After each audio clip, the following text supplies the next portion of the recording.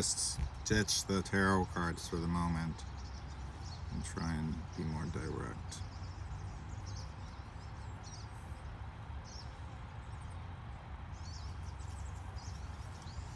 Sure thing.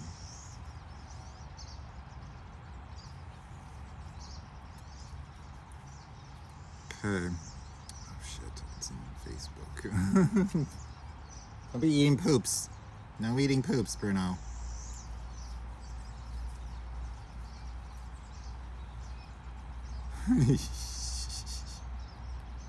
Last straw, buddy.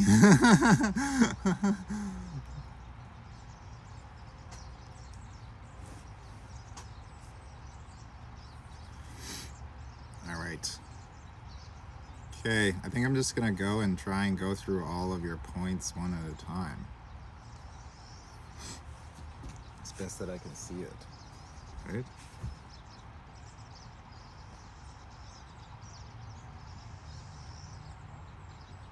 Because, like, I think we're just basically agreeing on mostly everything. Except it's like...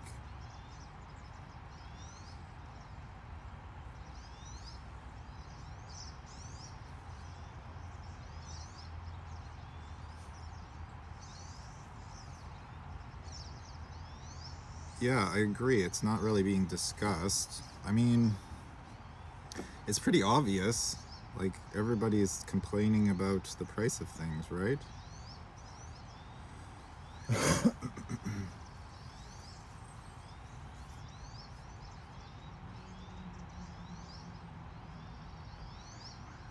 The thing about these race or privilege issues is that, like, again, it's like comes from before we were born, right?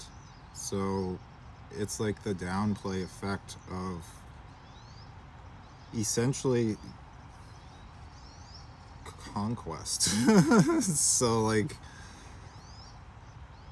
somebody a long time ago figured out how to, like, use these, like, financial type vessels, financial vehicles, which are essentially mind construct, right? Somebody, through knowledge and information, figured out how to manipulate the currency of the time to their advantage, which incentivized in that group or person or individual or whatever at the time we came up with this shit to, like, do it more because it's getting them disproportionate benefit to that group or that person, right? So they figured that out, and then it's from that point on it's been an unequal kind of, like, gameplay, like, as you said, game field, like the playing field isn't equal.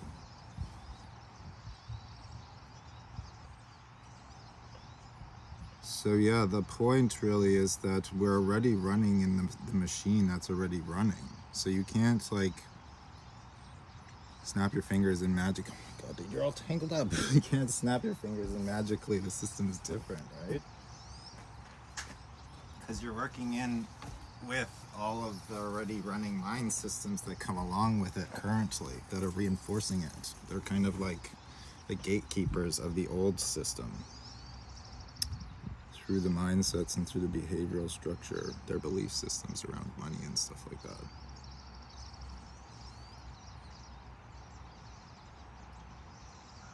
Yeah, and I agree.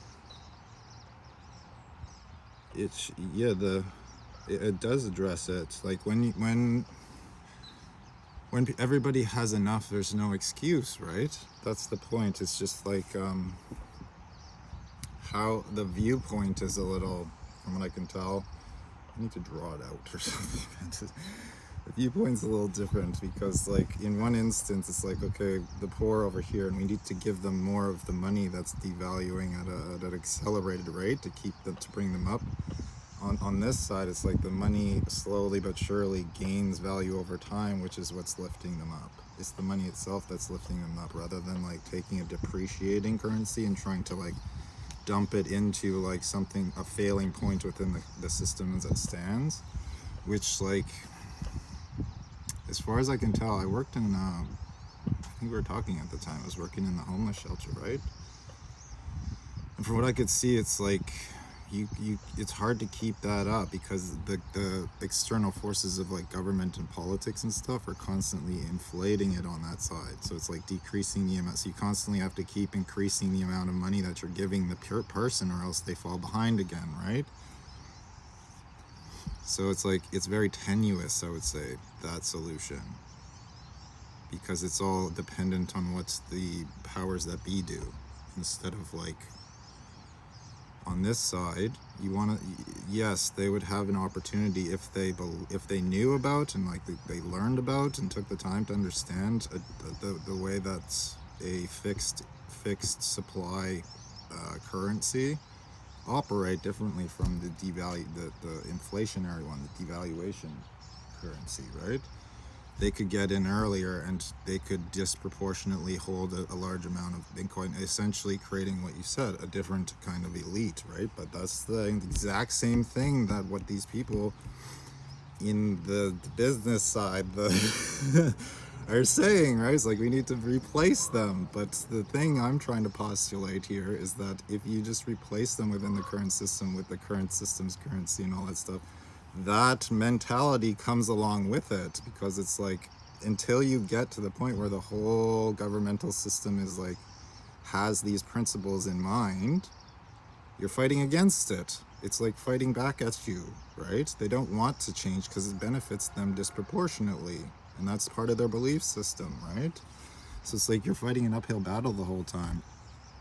What I'm saying is like, if the group or whatever, or the people that are like actually standing in principle were able to like get to a point where, okay, the currency that we're using is actually like providing for us beneficially as the group, and then the principles from there are more effective because you have the capital behind the movements of the group, right? And people are not in a position of struggle or privilege any more than each other because they're supported, right? The privilege is the extra.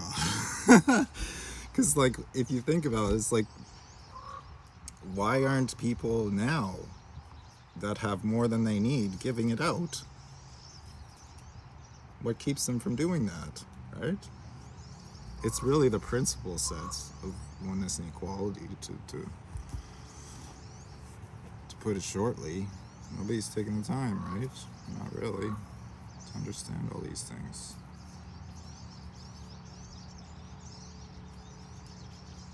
Yeah, it's the security part that gives that removes the point of competition. You're correct. So it's like where the security comes from is kind of erroneous, really. At this point, we're saying the same things. It's just like, why not utilize every tool available to us, right? If you're going to use a corrupted currency anyways, why not explore and like see for yourself what is like beneficial about that side of things? What does it actually provide that the current system doesn't?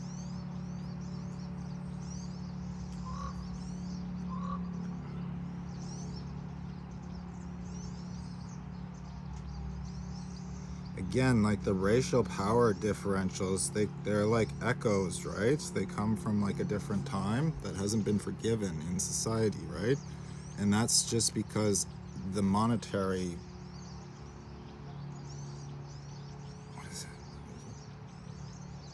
the monetary differentials still exist from that time. So it's like people are looking and going, hey, that's not fair, and blah blah blah blah. This is like been like this forever, and then it becomes like a big fucking thing again, right? Yada yada yada, just moving around in circles and shit.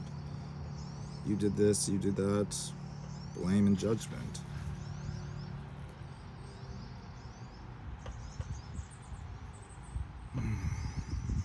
I think that it's like a point of here-ness when you're talking about how we get there. It's like it has to exist in us as an individual first, right? The whole concept of what you're trying to get at, right? You're like already sitting at the end goal, right? It's just, I'm trying to illustrate like a bridge to get there, because everybody seems to be like, oh, this is the way, or this is the way, or whatever. I don't know. So Yeah, all the ideas, we need it all. It's like do a UBI, but like look at how that would function differing setting up a UBI in something like a fixed supply asset like Bitcoin versus like the fiat system. How would you do it differently, or how would it operate differently, right? Like this is the point of this equal money foundation, correct? Is to figure this stuff out. So I'm like kind of challenging you in a way almost, dude. Because if you're the big cheese here, right? You gotta know this stuff on some level.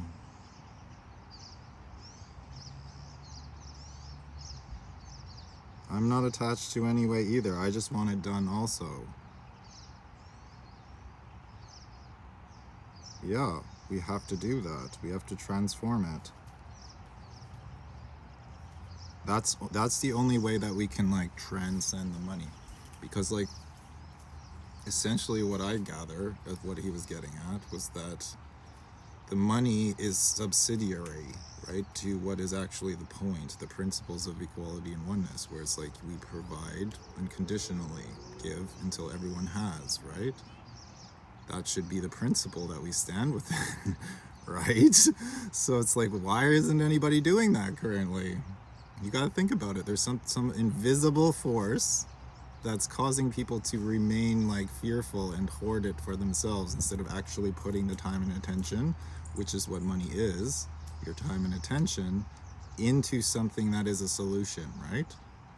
You got to ask yourself why that's not happening, despite our best efforts to like tell people it's about the mind and the ego and all that crap, right? It's a very powerful thing, the ego, isn't it? So yeah, this is about pushing the realization of common sense, because like getting back to that point where it's like, okay, the common sense thing is we support another as ourselves at all times in every breath, right? So